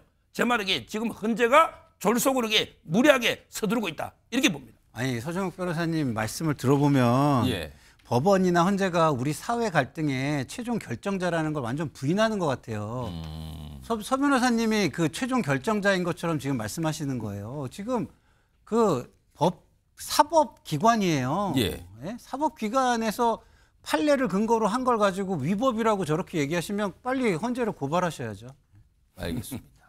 이 건에 대해서도 두 분 또 여지없이 지금 뭐 의견 대립과 충돌을 하셨어요. 이런 의견들을 좀 말씀하셨습니다. 자, 치열하게 두 분 얘기하셨는데요. 이 정도로 좀 마무리해 보고요. 다음 이슈로 넘어가겠습니다. 영상이 먼저 준비되어 있습니다. 혹시 그리고 지금 뭐 그런저런 것 좀 전반적으로 생각을 하고 있어요. 의원님 그 당 내에서도 이제 도로 친윤당이라는 좀 비판 의견이 나오고 있는데 좀 어떻게 생각하시는지. 그래서 원래 친윤당이었었는지 잘 모르겠네요. 그냥 우리 대통령이고 여당이 대통령의 옳은 정책 방향에 대해서 지지해 준 거지. 그걸 가지고 뭐 친윤당이다 뭐라 이렇게 얘기하는 거는 적절한 비판은 아닌 것 같아요. 야당이나 할 수 있는 얘기라고 봐요. 예, 저는 그날 뭐 워낙 말을 많이 해가지고 어떤 말을 했는지 잘 기억이 없습니다. 뭐 했다고 하면은 지역에 내려가면은 여러 가지 이제 비판의 목소리나 또 아니면 격려의 목소리가 있을 텐데 거기에 내색하지 말고 잘 경청하고 또 그분들의 입장을 잘 이해하라는 취지에서 했을 겁니다. 자, 과거 박근혜 전 대통령 탄핵 과정, 그 과정을 함께 했던 분이 있죠. 지금은 국민의힘 국회의원이 되신 유영아 의원.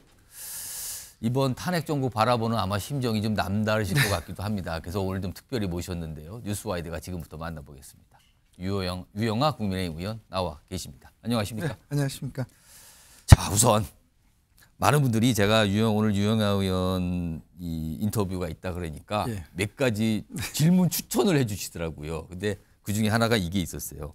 지금 유영아 의원께서는 대구에 지역구를 두고 계시잖아요. 예, 그렇습니다. 그래서 아무래도 이제 대구, 뭐 경북, TK 민심을 수시로 듣고 최근에 이 상황에 대한 TK 지역의 민심도 파악하고 계시고 그러실 거라고 그러는데 지금 계엄 사태 그리고 탄핵 정국이 이어지고 있는데 국민의힘에 텃밭인 대구 경북 민심을 지금 이 상황을 어떻게 보고 있다고 판단하고 계십니까? 뭐 제가 만나본 분들은 이제 뭐 언론계에 있는 분들도 있고 저희 당원들도 있고 뭐 주변에 분들도 계신데 이렇게 전체적인 의견은 아니도 그냥 제가 볼 때는 일단 상황을 좀 지켜보시는 것 같고 두 번째 비상계엄에 대해서는 조금 불편함을 느끼고 계신 분을 갖고 계신데 대통령 탄핵 소추에 대해서는 조금 졸속적이지 않냐 이런 의견도 가지신 분도 있는 것 같습니다. 그건 또 부정적으로 보시는. 네, 그렇습니다. 그런 민심을 좀 들으셨죠. 상반된 민심들이 이제 공존하는 것 같습니다. 그러니까 계엄 선포와 탄핵 부분을 약간 다르게 보고 있다는 거네요. 그렇습니다. 저는 그렇게 파악했습니다. 그리고 저기 유영아 의원도 자신은 윤석열 대통령에 대한 탄핵에는 그동안 반대 입장을 좀 갖고 계셨잖아요. 그러면 그 내용을 좀 나눠서 윤석열 대통령의 계엄 선포 요 자체에 대해서는 조금 문제의식을 갖고 계십니까? 그렇죠. 저희 국민의힘이 비상계엄에 대해서 찬성하신 분은 저는 없다고 봅니다. 저 역시도 그 요건에 대해서 좀 불비한 점이 있고 그래서 그 뭐 정상적이지 않아 상식적이지 않다 이렇게 판단하고 있죠. 그렇지만 이제 비상계엄을 대통령께서 요건이 불비한 비상계엄을 발령했다 손 치더라도 뭐 그거는 그게 곧바로 내란죄로 성립되냐 이거는 또 논리 비약이 있다고 저는 그렇게 봅니다. 다툼의 소지도 좀 있을 것 같고요. 그리고 이제 탄핵을 말씀하시는데 대통령의 탄핵은 우리 헌법상 보면 대통령의 탄핵 소추 없는 헌정이 중단되게 돼 있습니다. 그래서 탄핵을 좀 신중하게 하자.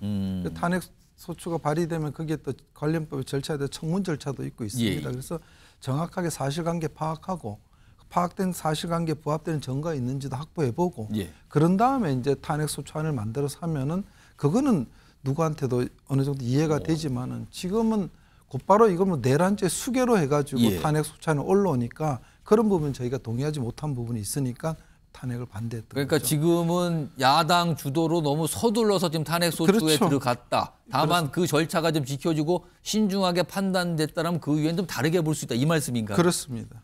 예.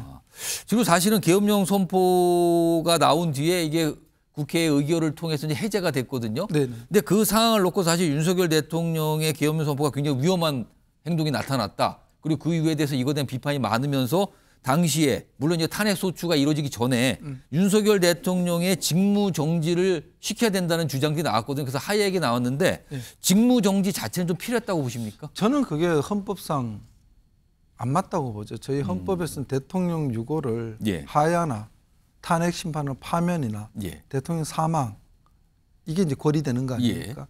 헌법상 대통령 직무정지라는 게 없습니다. 굉장히 비헌법적인 발상이죠. 그러니까 뭐 질서 있는 퇴진한 용어가 나왔는데 그건 법률적인 용어가 아니에요. 그건 사실 하야를 전제로 한 표현이었거든요. 예, 하야는 예를 대통령께서 내가 몇 달 뒤에 하야하겠다. 그래서 그게 질서 있는 퇴진이 될까요? 저는 안 된다고 봅니다. 그렇다면 탄핵 소추 전에 윤석열 대통령이 하야를 선택했어야 된다라는 주장도 여전히 있었거든요, 당시에. 그거에 대해서는 어떻게 좀 판단하셨습니까? 뭐 서로 판단이 다르겠죠. 저는 이 사태가 대통령께서 비상계엄을 발동한 데 대해서는 동의하지 않는 부분이 많고요. 또 그런 의견을 갖고 있지만 그로 인해서 대통령이 하야돼야 되나 이 문제는 좀 다르다고 봅니다. 그 문제는. 구별해서 보셨다는 말씀. 네, 알겠습니다. 최근에 이제 박근혜 전 대통령이 최근 이상한가 그래서 걱정을 하고 있다는 얘기가 좀 잠깐 알려졌는데 최근에 박근혜 전 대통령 언제 만나보셨습니까? 지난주에 뵀습니다. 지난주에 뵀습니까? 예, 뭐 사저에 가서 좀 지난주 주말입니까? 그렇죠. 토요일 날 뵀는데 뭐 말씀은 여러 말씀을 하셨고 그 전에도 뵀을 때 이제 걱정스러운 말씀 많이 계셨습니다. 다만 대통령께서 어떤 말씀을 계신 걸 제가 여기서 구체적으로 시시콜콜하게 전달해 드린 건 그건 뭐 예의가 아닌 것 같습니다. 그냥 걱정을 많이 하셨다 이 정도로 좀 말씀드리겠습니다. 그래도 많은 분들이 궁금해하세요. 그 부분은. 그렇지만 그거는 뭐 제가 지금까지 한 번도 대통령께서 저희한테 어떤 말씀을 주신 걸 제가 밖으로 전달해 본 적은 한 번도 그러니까 없습니다. 걱정을 많이 하고 있다. 지금 상황에 대해서. 걱정 많이 하시죠. 당연히 걱정 안 하시겠습니까? 특정 어떤 인물이나 이거에 대해서 약간 의견을 주시거나 그런 건 없었습니까 혹시? 뭐 전혀 없었다고는 말씀을 못 드리겠지만은 그렇다고 그걸 뭐 제가 밝히는 거는 저는 적절하지 않다고 알겠습니다. 봅니다. 제가 이제 몇 차례 질문 드렸는데 좀 신중하게 조심스럽게 말씀하셨습니다. 알겠습니다. 이 정도만 제가 질문을 드리고요.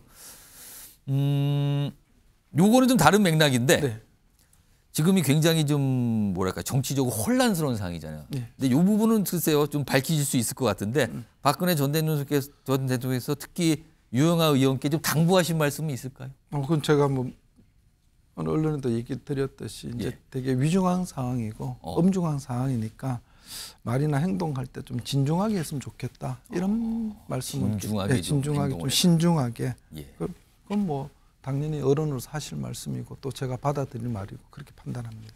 알겠습니다. 이 주제를 좀 바꿔서 당 얘기 좀 해보죠. 지금 당이 권영세 의원이 이제 비대위원장으로 다 지명이 됐어요. 물론 절차가 좀 남았습니다. 30일 정도 이제 마무리가 된다고 정부위원회가 의결하면 됩니다. 그렇다면 30일쯤이면 권영세 비대위가 출범을 하게 되는데 지금 살짝 나온 얘기는 대국민 사과를 할 수 있다. 그걸 뭐 예정하고 있다 이런 얘기 나오거든요.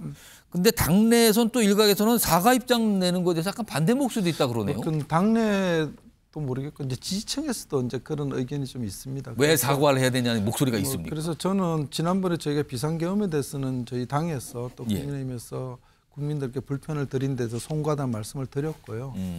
비대위원장께서 이제 결정을 하시기 전에 아마 당의 여러 의견을 들으실 겁니다. 들어서 내용도 담으실 거라고 저는 그렇게 보고 있습니다. 그렇다면은 유영하 의원께서는 특히 사과가 필요하다면 어떤 내용 정도도 들어가야 된다고 보십니까? 일단 비상계엄 자체에 대한 그래서 국민들께서 걱정도 있었고 또 불편함도 있었으니까 거기에 대해서는 뭐 송구하다는 말씀이 있어야 되지 않나 저는 개인적으로 최소한 그 정도는 비상계엄에 대해서는 그렇습니다. 사과가 좀 분명히 있어야 될 겁니다. 그 이후에 이제 탄핵 이 부분에 대해서는 또 여전히 당내에서는 또 다가가는 이견들이 좀 있는 것 같아요. 탄핵하고는 비상계엄이 있었다 해서 그걸 바로 탄핵 소추로 가고 뭐 하야로 이어지고 요거는 또 다른 결이 좀 다른 문제라고 저는 그렇게 봅니다. 알겠습니다. 개인적으로는. 요 주제도 당내 얘기긴 한데요. 지금 한동훈 전 대표가 됐습니다. 사실상 이제 지도부를 떠나고 지도부가 와해되면서 당을 떠났는데 그동안 지켜본 한동훈 전 대표에 대해서 어떤 평가를 좀 갖고 계실까요? 대표께서 상황 판단력이 빠르신 건 저는 인정합니다. 굉장히 상황 판단력이 빠르신데 이제 보통 리더가 갖고 있어야 될 기본적인 덕목 중에서 제일 큰 게 저는 포용력이라고 봅니다. 상대방도 아우를 수 있는 포용력, 그다음에 참을 수 있는 인내력, 그다음에 결과에 대한 책임감 이런 게 두루두루 갖춰져야 되는데 물론 뭐 소통 능력도 있고 공감 능력도 있어야 되지만은 그런 부분에서 조금 부족한 면이 없지 않아 저는 있었다고 봅니다. 소통과 포용이 좀 부족하다. 그래서 저는 그렇게 보고 있습니다. 제 개인 생각으로. 그리고요, 탄핵안이 가결된 뒤에 의원총회가 사실은 굉장히 혼란스럽게 지금 진행이 됐다. 그리고 한동훈 당시 대표에 대해서 사퇴하라는 목소리 나오고 여러 가지 혼란상에 또 비춰지고 그 비공개 의총 내용이 또 공개까지 되고 막 이랬었거든요. 네네. 그 당시 상황 정말 그렇게 어지러운 상황으로 진행됐습니까? 처음에 그게 이제 그걸 말씀드리면 그 전에 이제 저희가 탄핵 소추안 표결 들어가기 전에 의총을 조금 설명드려야 되는데 그때는 여러분들이 나오셔서 한 30분 정도 나오셔서 이번 탄핵은 좀 막자 여러 가지 이유를 대면서 그러면서 그 당론을 다시 모았습니다. 모았을 때 그때 명시로 반대하신 분이 저는 없었다고 기억되고요. 이제 기권하겠다는 분이 한 5분 정도 계셨어요. 그래서 당론은 확정이 된 겁니다. 그런데 이제 표결 결과를 보니까 한 12표 정도가 찬성으로 가니까 그렇습니다. 거기서 이제 의원들이 속였다, 동료를 속였다에 대한 분노가 컸던 거죠. 그게 제일 컸었고 한 대표 이제 오셨을 때 이제 대표님께서 이런저런 얘기하시는 와중에 이제 뭐 탄핵을 제가 했나요? 뭐 비상계엄을 제가 했나요? 이런 말씀을 하실 때 여러 의원님들이 저걸 리더로의 자세가 리더는 결과에 대한 책임입니다. 과정에 대한 책임이 아니고 어쨌든 우리 당의 대통령이 탄핵 소추가 됐으면 집권 여당의 당 대표로서 무한의 책임을 지는 겁니다. 그건 본인이 잘하고 잘못을 떠나서 오히려 그런 모습을 보여줬으면 어땠을까 하는 아쉬움은 있습니다. 지금 국민의힘은 지도부 차원에서는 탄핵에 대한 반대 입장이 지도부 차원에서 입장이 반복적으로 나오고 있거든요. 근데 사실은 지도부 차원 입장인데 그런데요. 탄핵 반대라는 거는 여러 가지 해석이 가능하지만 이런 상황에서 지금 홍준표 대구시장 최근 행보를 좀 보면요. 사실상 본인은 조기 대선을 생각하면서 준비하는 듯한 모습도 있거든요. 이건 어떻게 보고 계십니까? 저는 뭐 홍준표 시장께서 조기 대선을 희망한다고 보지는 않고요. 예를 들어서 이제 탄핵 소추가 돼서 헌재에서 인용이 되게 되면은 통상 지금 예상하는 게 뭐 2, 3개월 예상을 하지 않습니까? 저는 180일 또 넘어갈 수도 있다고 보는데 그렇게 됐을 경우 조기 대선이 있으면은 본인은 이제 대선에 출마하겠다 이런 의지를 보이신 거지 본인이 뭐 조기 대선 희망한다 이렇게 보이지는 않고요. 다만 오해될 소지의 말씀은 조금 삼가하시는 게 뭐 낫지 이사 얘기까지 꺼내고 약간 그랬단 그거는 뭐 말이에요. 그냥 애들입으로 봅니다. 저는 뭐 그리고 이제 어차피 대선의 꿈을 갖고 계시는 분이니까 조기 대선이 있으면은 대구시장직을 유지하지 못한다 이런 의미에서 하시지 않았나 이렇게 이해하고 있습니다. 이 질문은 마지막 질문 좀 드려볼게요. 사실은 국민의힘을 지지하는 분들도 지금 여당 상황, 국민의힘 여당 상황을 굉장히 걱정스럽게 보는 분들 많이 계시거든요. 그분들이 지금 이 앞에 계시다는 가정을 한다면 어떤 말씀을 좀 해주실까요? 가장 이제 걱정하시면 당이 분열되지 않을까 걱정을 하십니다. 저도 물론 분열을 막아야 된다고 하는 생각을 갖고 있지만은 그러니까 포용해서 다 안고 가야 되지만은 아까 앵커께서 말씀하셨듯이 비공개 의총에 나오는 그런 의원들의 얘기를 녹음해서 일부 언론사에 제출해주고 뭐 단톡방에 메시지를 편집해서 보내주고 이런 거는 해당 행위입니다. 그런 부분은 반드시 저는 책임 물어야 된다고 봅니다. 그건 당의 기강의 문제고요. 그런 걸 외에서 나머지 이제 본인 소신에 따라서 탄핵을 찬성하지 이런 분들까지 저희가 그거를 뭘 한다는 건 그건 저는 맞지 않다고 봅니다. 본인들은 공개적으로 찬성하겠다 얘기했고 당론 어긴데서 본인들이 뭐 당에서 징계하면 받겠다고 했기 때문에 그런 부분에 소신으로 인정할 수 있다. 저는 뭐 그건 이해합니다. 그렇지만 그런 당내 분열상을 굳이 바깥으로 내보면 어떤 개인의 의도를 가진지 모르지만 그거는 쉽게 좀 심하게 말씀드리면 초등학교 학생도 하지 않는 행동을 국회의원이 했다는 겁니다. 저는 자격이 없다고 봅니다. 알겠습니다. 자, 오랜만에 나오셨는데 오늘 말씀 여기까지 듣도록 하죠. 지금까지 국민의힘 유영아 의원이었습니다. 고맙습니다. 네, 감사합니다. 수첩에서 정말 엄청난 것들이 나왔습니다. 예를 들면 NLL에서 북의 유도라든지 국회 봉쇄라든지 이런 단어들이 나오고 심지어 수사단을 하나를 새롭게 구성해야 된다라고 해서 인사안까지도 수첩에 나왔다는 거지 않습니까? 본부장님 맞죠? 이제 그게 뭐 구체적으로 실행된 일까지 모르지만 메모 내용에서 그런 내용이 있었던 건 사실. 수첩에 정치인, 언론인, 종교인 등에 대해서 수거 대상이다라고 이야기를 하시는데요. 사살이라는 표현이 있었습니까? 지금 말씀하시는 게 네. 거의 뭐 저희가 조사 사실이 부합한다라고 보면 되겠죠. 부합합니다. 수첩을 누구 사살하라고 썼습니까? 수첩 메모 내용 누구와 상의했습니까? NLL 북한 공고는 어떻게 유도하려고 했습니까? 비상계엄 윤 대통령이랑 직접 소통했습니까? 합수부와 별도의 수사단 꾸리려고 한 건가요? 계엄 후에 어떤 역할 맡으셨나요? 계엄 해제 후에 2차 계엄 모의하셨나요? 노상원 씨는 현역 군인이 아니고 또 그 수첩에 관련돼서도 국방부가 알고 있는 것은 없습니다만. 자, 지금 수사가 진행 중이죠. 이 계엄령과 관련된 그리고 그 과정에서 어떤 일이 있었고 어떤 인물들이 관여를 했는가 이게 수사의 핵심으로 지금 진행 중인데요.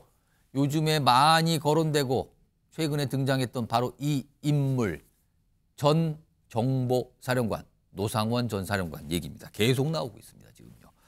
자, 그런데 얼마 전에 경찰이 노상원 전 사령관에 대해서 수사를 진행했고 그리고 그 수첩에 대해서 여러 가지 설명을 내놨잖아요. 그런데 이 수첩에 적힌 내용을 바라보는 경찰과 검찰의 시각차가 좀 나오고 있습니다. 화면 좀 보겠습니다. 우선 가운데 있죠. 이 수첩에 적힌 주요 내용들.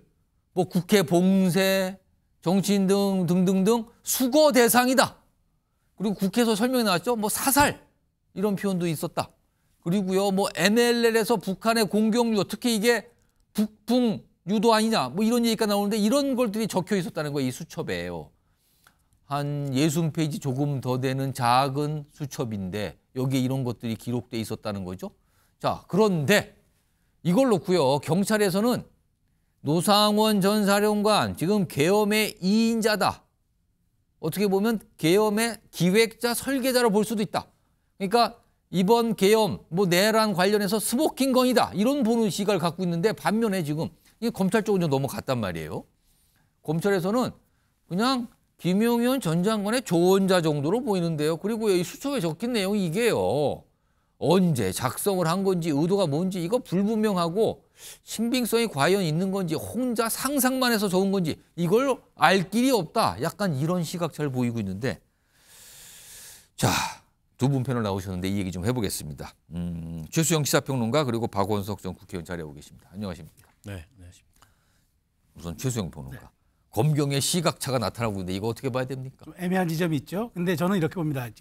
경찰은 내란죄를 법적으로 수사할 수 있는 권한이 있는 데고 있어요. 검찰은 없어요. 예. 수사권 조정 때문에. 근데 경찰은 스모킹건이라고 얘기하고 검찰은 이게 증거로 채택할 수 있나? 라는 이제 의문을 표시합니다. 예. 여기에서 결정적으로 다시 소환되는 게 이른바 안종범 수첩입니다. 박근혜 전 대통령 탄핵 당시에 안종범 수석이 갖고 있던 수십 건의 수첩이 전부 결정적 증거가 돼가지고 예. 이른바 최순실 국정농단에 대해서 입증하는 자료가 됐는데 그때 그건 사안이 달라요. 왜냐하면 국무회의 배석이나 수석비서관 회의 배석에서 공식적으로 받아 적은 거기 때문에 그건 증거 능력이 있는 거지만 이거는 말 그대로 손바닥만한 수첩에 날짜와 시점이 특정되지 않은 채 그냥 낙서식으로 쭉쭉쭉쭉 아이디어 혹은 이제 단어만 기록돼 있단 말이죠. 예. 문장도 제대로 완성된 것도 아니고 그럼 과연 이거를 개인의 상상력 내지는 혹은 본인이 생각했던 말을 그냥 무작위로 기술한 거지 이게 과연 내란의 결정적인 그게 일종의 그 가이드라인 같은 플랜 이 성격으로 갔느냐 이 점에 대해서는 저는 경찰이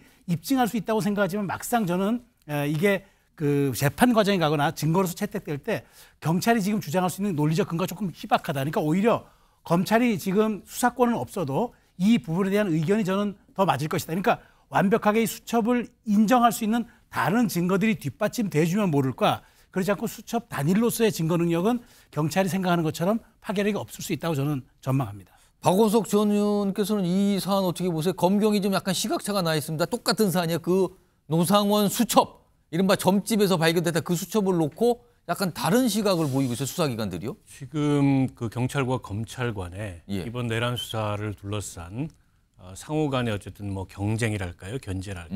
이게 이제 노상원 씨 수첩뿐만이 아니고 다른 곳곳에서도 그런 충돌이. 지금 사실은 체포조 건과 관련해서도 서로에 대해서 뭔가를 좀 보고 있는 것 같단 말이에요. 예, 충돌이 일어나고 있고 경찰에서는 선관위를 장악하는데 검찰도 개입했던 거 아니냐 이런 의심을 하고 있고 반대로 검찰에서는 이제 국회의원 체포조 등등에 경찰이 동원된 거 아니냐. 그래서 국가수사본부장도 피의자로 소환해 수사를 했지만 참고인으로 소환했지만 사실상 피의자 수사를 했다. 예. 이렇게 경찰에서는 불만을 제기하고 있어서 그런 것의 연장에 있을 가능성이 높다고 보고요. 일단 저걸 가지고 어느 정도 노상원 씨의 혐의 입증을 할 수 있는지 여부를 떠나서 증거 채택이 어렵지는 않을 겁니다.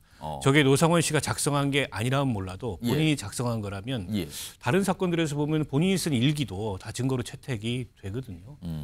그런데다가 지금 롯데리아에서 2차례 이 내란 모의가 있었고 당시에 CCTV 장면 이런 걸 보면 그 장교들한테 정보수 장교들한테 노상원 씨가 뭔가를 지시하고 그 사람들이 뭔가를 받아줬고 또 그 사람들의 진술에 따르면 노상원의 지시를 따라서 대기하고 있었다.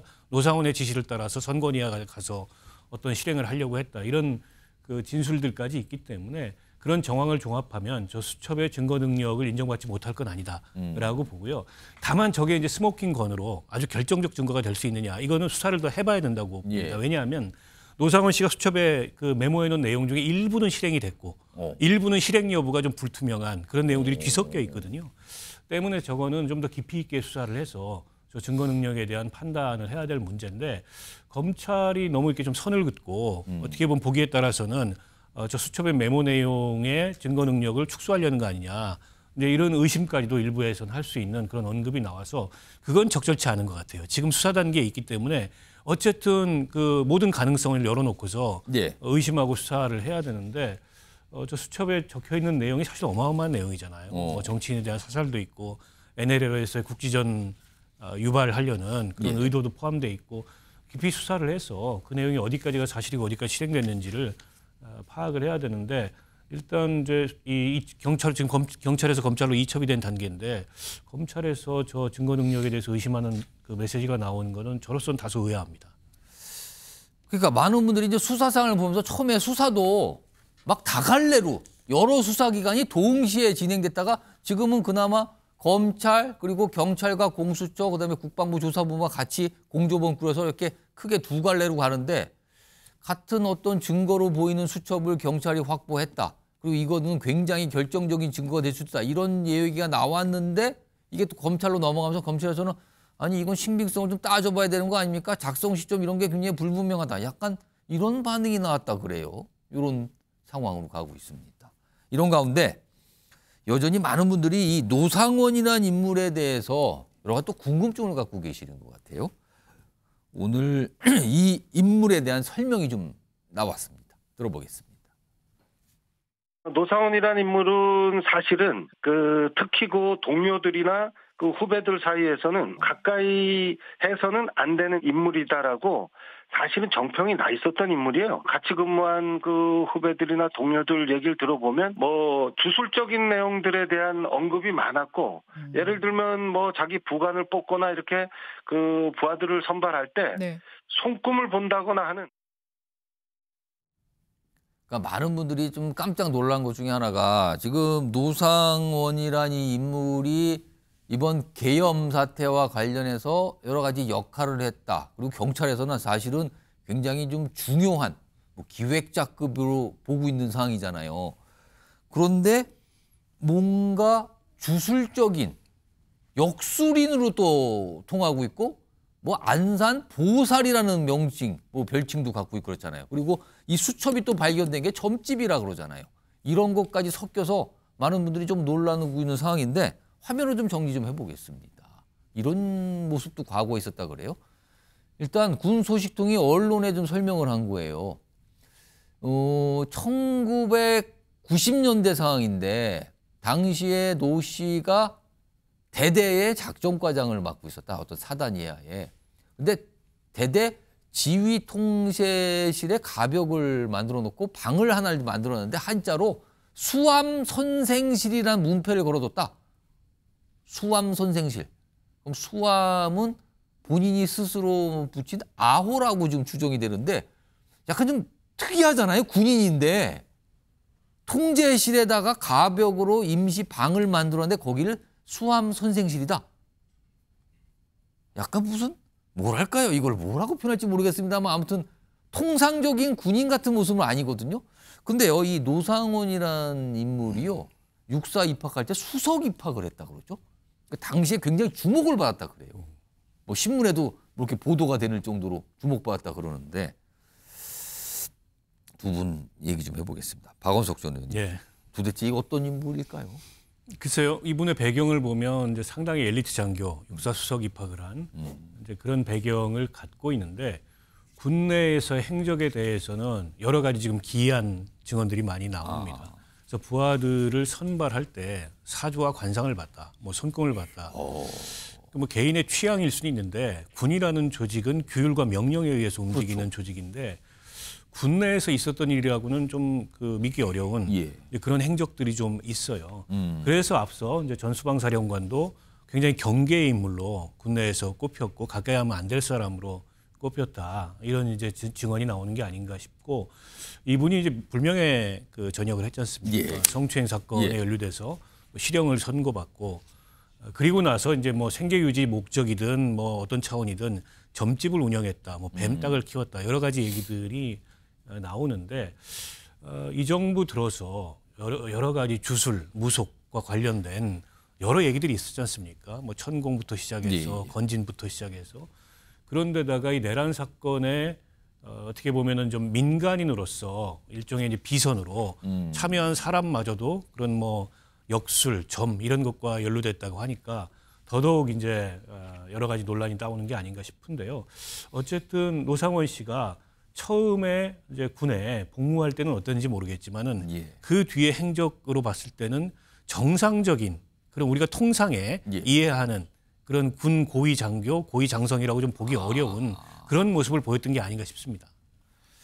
최재형 평론가, 지금 뭐 보도를 통해서 나온 내용이 물론 이제 수사 과정에 조금 더 확인이 될 필요가 있어요. 그러니까 전원 형태 어떤 인물이 설명해 주는 내용 뭐 이런 거고요. 뭐 얼마 전에 이제 군산에 어떤 무속인 찾아가서 뭐 물어봤다는 것도 이게 막 전해져서 나온 내용들이거든요.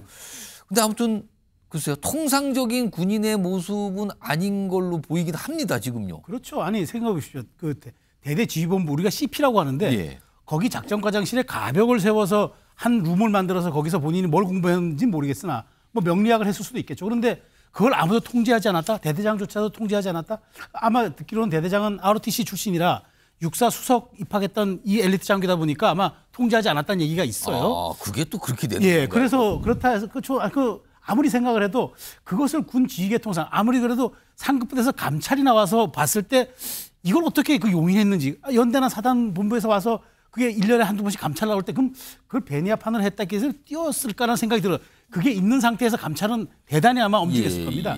그런 측면에서 노상원 씨 같은 경우는 지금도 아마 그런 얘기가 나와요. 지금도 경찰 조사받는 과정에서 몇몇 경찰 보고 당신이 관상이 좋다. 내가 사주 좀 물어봐도 되겠느냐 해서 그 경찰이 협조하지 않았다는 보도가 나왔습니다. 실제. 역수를 공부를 했는데 그거를 지금 취조받는 과정에서도 얘기를 했다고 제가 뭐 일간지가 보도한 걸 봤어요. 그래서 그걸 볼 때마다 이분이 정말 군에 있을 때부터 그랬지만 지금도 본인이 역술과 무속을 본인과 한 몸처럼 이해하고 있는 것은 아닐까. 그래서 여기에 대한 어떤 자기 확신과 어떤 뭐랄까 자기 신념이 도를 지나쳐가지고 이렇게 수함 선생이라는 칭호까지 군내에서 만들 정도로 하지 않았을까. 그렇다면은 저는 이분에 대한 조사와 여러 가지 수첩에 대한 증거 능력도 저는 이것과 연관지어서 봐야 한다. 그러니까 무속에 심취했거나 명리학에 상당히 심취해 있다 그러면은 거기에 적힌 메모들조차 그와 무속 혹은 자신의 신념 그다음에 자신이 알고 있던 이른바 명리 이런 것과 연관지어서 메모했을 수도 있다고 봐야 되기 때문에 그래서 저는 노상원의 수첩을 한 군데로만 볼 게 아니라 이분이 갖고 있는 여러 가지 종교적 신념까지도 포함해서 같이 들여다봐야 맥락이 이해가 되줄 수 있다라는 저는 설명을 드리겠습니다. 아무튼 통상적인 군인의 모습, 민간이죠. 이 전역을 했으니까요. 통상적인 예비역, 그러니까 전역한 군인의 모습인가. 하여튼 여러 가지 궁금증들을 많은 분들이 갖고 계십니다. 과연 어떤 인물이길래 이런 겁니다. 자, 다음 이슈로 넘어가 보죠. 키워드 준비되어 있습니다. 번호를 바꾸고 전화번호를 바꿨다는 얘기 같은데요. 그리고 책을 낸다. 홍준표 대구시장인데요. 최근에 이런 모습이 있었다고 그러죠. 홍준표 대구시장의 오늘 모습과 목소리가 좀 준비된 게 있습니다. 들어보겠습니다. 박근혜 탄핵에 경험을 해봤기 때문에 보수 우파 진영에서 지금 조기 대선을 해도 불리하지 않다. 그렇게 계속 이야기를 해야지 괴멸이 되지 않습니다. 조기 대선 상황 오면 나가야지. 장이 섰는데 장돌배기가 장이 안 갑니까? 이재명 대표를 다룰 사람은 우리 방에 나밖에 없을 겁니다. 그리고 트럼프하고 맞짱 뜰 사람도 대한민국에는 나밖에 없다고 나는 생각합니다. 대선 로드맵은 조기 대선할 경우에 또 정상적인 대선할 경우에 임기 단축 대선할 경우에 전부 상정을 해서 준비를 하고 있다. 공개적으로 얘기를 했습니다. 준비하고 있다. 장이 섰다는 얘기까지 이렇게 비유를 표현했죠. 굉장히 적극적인 의사 표시입니다, 지금요. 이런 움직임도 있었습니다. 오늘 저 얘기를 하기 전에 알려진 내용들이 또 몇 가지 더 있었어요. 화면 좀 보겠습니다. 바로 이 내용인데요. 최근에 오랫동안 사용했던 휴대전화 번호를 바꿨다고 그래요? 번호를 바꾼 거는 왜 그랬을까요? 그리고 내년 1월쯤에 책을 낼 예정입니다. 그동안에 SNS 메시지를 바탕으로 엮은 책과 또 다른 종류의 책, 2권 정도가 예정돼 있다는데 이 SNS 내용을 묶은 책의 이름은 꿈은 이루어진답니다. 꿈이요? 꿈은 이루어진다. 일단 그런 모습이 하나가 있어요. 방금 전에 오늘은 더 적극적으로 얘기했지만요. 그리고 또 하나가 있습니다. 다음 보겠습니다. 최근에 언론 인터뷰에서 이렇게 설명을 합니다. 지난 10월에 부모님 묘소 파묘했습니다. 그리고 위패는 대구 근교 절에 모셨습니다. 그러면 궁금하잖아요. 왜 그러셨어요? 대선에 만약에 나올 경우에 묘자리가 좋네 안 좋네 뭐 이런 소리 나올 것 같아서 깔끔하게 정리한 겁니다. 이때부터 벌써 뭔가 생각을 하고 있다는 얘기예요, 지금요. 10월에 최근에 공개됐죠. 최수영 평론가? 오늘 목소리는 더 분명하게 얘기를 했어요. 장이 섰는데 그러면 가만히 있는가 이런 취지고 뭐 다 준비하고 있다. 어떤 경우도 다 준비하고 있다는데 근데 일각에서는요. 아직 탄핵 정국이 이어지고 뭔가 수습도 안 되고 있고 어떻게 될지 모르는 변수가 너무 많은 상황인데 너무 섣불리 나서는 거 아니냐는 시각도 존재합니다. 네. 그러니까 지금 홍준표 시장이 오늘 기자간담회를 눈여겨봐야 될 것 같아요. 왜냐하면 오늘 뭐라 했냐면 핵심적인 내용은 설령 임기 단축이든 그게 기각이든 인용이든 내가 경우의 수를 다 준비하고 대비하고 있다. 이게 핵심이라고 봐요. 그러니까 지금 홍준표 시장은 이게 먼저 이렇게 선제적으로 나서는 이유가 뭐냐. 이런 좀 험한 정치 바닥에서 우리가 흔히 이런 얘기를 합니다. 선빵 날리는 사람이 이긴다. 그러니까 먼저 선제적으로 선제 제압을 하는 거죠. 그러니까 지금 한동훈 대표 이후에 지금 국민의힘이 사실 비대위원장 하나 뽑는데도 지금 열흘이 걸렸잖아요. 선빵이라는 표현은 방송에 적합해서 그러니까 제가 선공으로 바꾸겠습니다. 제가. 흔히 와닿는 얘기니까 이런 말씀드렸는데 선공 이렇게 하는 이유는 뭐냐. 한동훈 대표의 사퇴 후에 지금 리더십 붕괴 체제가 왔습니다. 실제로 지금 권영세 비대위원장 뽑는 데만 열흘이 걸렸습니다. 이 얘기 뭐냐면 지금 당의 리더십이 형해화돼 있다는 얘기고 이런 상태에서 조기 대선이든 아니면 그게 기각이 돼가지고 다시 옛날로 다음으로 돌아가든 아니면 임기 단축 개헌이 되든 어떤 시기 와도 지금 이 상황을 정리할 사람이 리더십이 없다는 거죠. 리더십 부재 상태에서 본인이 확실하게 선제적으로 먼저 여기다가 깃발을 꽂음으로써 그러니까 아류는 이류다. 내가 먼저 꽂았으니까 날 따라오는 사람은 이류에 불과하다는 정확한 메시지를 낸 겁니다. 그런 측면에서 보수 진영에서는 이게 옳았냐, 이게 온당한 처신이냐라고 비판을 할 수 있어도 권력의 다툼에서는 홍 시장만큼 저렇게 정면 돌파하고 강력한 의지를 드러낸 사람이 일정 부분 세를 얻을 수밖에 없는 현실이기 때문에 홍 시장의 권력 감각이 저는 수십 년의 어떤 이런 정치 감각이 오늘 저렇게 선제적인 공격과 아주 센 발언들이 이어지게 됐다라고 분석합니다. 박원석 전 의원께서는 오늘 최근에 있던 모습과 오늘 저 발언 이게 뭔가 이 보수 진영 또는 여당 내에서 본인이 리더십을 갖고 있다. 이걸 강조하려는 걸까? 이거 어떤 의도라고 보십니까 지금? 홍준표 시장이 윤석열 대통령 그리고 한동훈 대표를 싸잡아서 용병이라고 분류를 하면서 결국 이건 이제 용병들이 탄핵을 당한 거다. 이런 이제 표현을 했었어요. 그러니까 3년 전 대선 경선을 복기를 해보면 그때 어떻게 보면 윤석열 대통령은 굴러들어온 돌이었고 본인은 박힌 돌이었는데 이제 굴러들어온 도로에 의해서 박힌 돌이 뽑힌 거 아닙니까?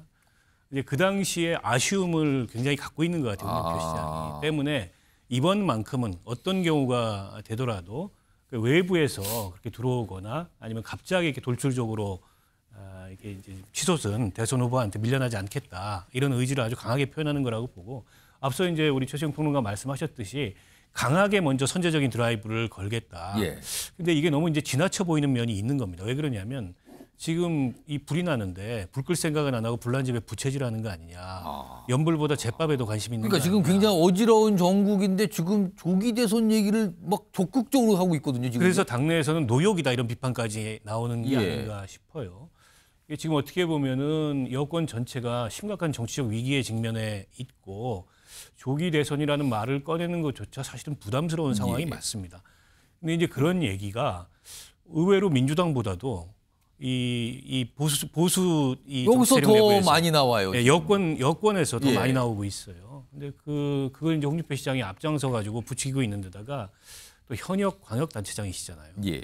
근데 대구시정은 도대체 홍준표 시장이 돌보는 거냐 이런 비판마저 안 나올 수가 없어요. 그동안에 중앙정치 여러 현안에 대해서 입장 표명을 하는 것에 대해서도 여러 가지 비판이 있었는데 지금은 아예 이제 내놓고서 대구시정은 뒷전이고 대선 도전하겠다. 이렇게 전면적으로 본인의 의지를 드러내니까 너무 성급한 거 아닌가 이런 비판이 여권 내에서도 안 나올 수 없습니다. 자, 이런 상황에서 또 최근에 한동훈 전 대표 얘기를 꺼내시는 분들도 있습니다. 들어보겠습니다. 한동훈 대표가 만약에 조기 대선이 있다면 반드시 출마할 거라고 짐작하고 있습니다. 당원 내 분포가 반절 정도는 탄핵에 찬성하는 사람들입니다. 네네. 분명히 그 입장이 서로 나눠져 가지고 그걸 대의명분으로서 나설 거라고 보는데 당심과 민심을 반영한 후보군 중에 저는 한동훈 전 위원장이 반드시 분명히 들어갈 거라고 보고 본인도 아마 그런 국민적인 기대와 부응에 맞춰서 결심을 하지 않을까 이렇게. 한동훈 대표님 저는 그렇게 생각합니다. 참 바른 분이십니다. 보수의 가치를 바르게 이끌려고 애를 많이 쓰신 분이다. 특히 계엄을 해제하는 데 앞장을 섰고 또 어려운 환경 속에서도 탄핵 찬성에 대한 입장을 공식적으로 밝혔던 분입니다. 그런 부분들은 좀 인정받아야 된다 생각 가지고 있습니다. 자, 제가 두 분께 똑같은 질문 드릴까요? 최수영 평론가부터 말씀하시면 좋을 것 같은데 향후에 한동훈 전 대표의 정치적 운명에 변곡점이 온다면 어떤 상황에서 변곡점이 좀 생길까요? 저는 당연히 그거는 한마디로 얘기하면 국민의힘 지지율의 변동입니다. 예. 국민의힘의 지지율이 답보 상태를 벗어나지 못하고 계속적으로 민주당의 이제 이른바 뭐 10% 20% 이상 지는 걸로 계속 나타난다. 내년 1, 2월까지도. 그러면 한동훈 소환론이 나올 겁니다. 그러면은 그동안에 에펠탑 효과라고 우리가 노출하면서 상당 부분 많은 이제 관심과 지지를 흡수했던 한동훈 대표가 지금은 무대 뒤로 사라졌지만 그렇게 소환 요구가 올 때 한동훈 대표가 어떤 본인의 이제 메시지와 리더십으로 다시 등장할 것인가 남아 있는데 결국 한동훈을 소환할 거냐 말 거냐의 부분은 국민의힘이 이렇게 지리멸렬한 상태로 가느냐 아니면 정비를 할 수 있느냐 이게 변곡점이고 그것은 지지율로 환원되기 때문에 저는 내년 2월이나 3월 정도에 그 이제 탄핵 심리가 한참 진행될 때 그때 국민의힘 지지율이 가장 큰 한동훈 복귀의 변수가 될 것이다라고 전망합니다. 박원석 전 의원은 어떤 변곡점을 전망하십니까? 일단 어느 시점에 그 헌법재판소에서 탄핵 결정이 이루어지느냐, 그리고 탄핵이 인용되느냐 이게 가장 큰 변수가 아닐까 싶어요.